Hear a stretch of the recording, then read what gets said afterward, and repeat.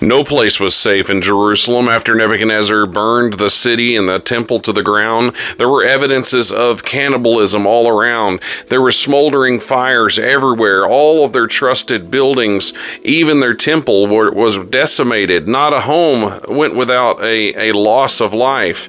There was not only cannibalism, but there was evidences of parents eating their children.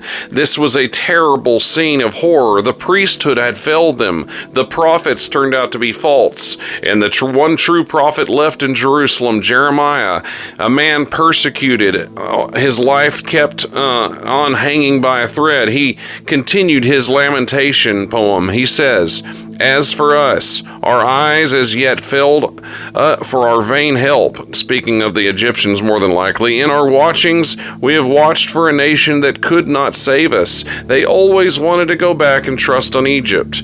Because Egypt was the enemy of Babylon, they assumed that Egypt would be the ally to take. Well, I'm going to tell you, in the spiritual world, there is no earthly support we can lean on.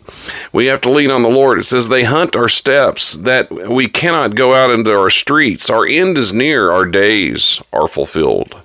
Our end is come. Our persecutors are swifter than eagles of the heaven. One of the symbols of Babylon was an eagle, but that also refers to their speed. It says they pursued us upon the mountains. They laid wait for us in the wilderness. The wilderness and the mountains, these are two places that they have fled for refuge from their persecutors. It said, and they can only hope that their persecutors would wear out and give up and see the effort is not worth it. People are living in desperation. It says the breath of our nostrils, the anointed of the Lord. By the way, that's Mashiach. That's the same word for Messiah. And we're not talking about the man, the Messiah. We're not talking about Jesus Christ here. More than likely, it's his representative, the priest of the temple. It says the anointed of the Lord was taken in their pits, likely slain in a pit.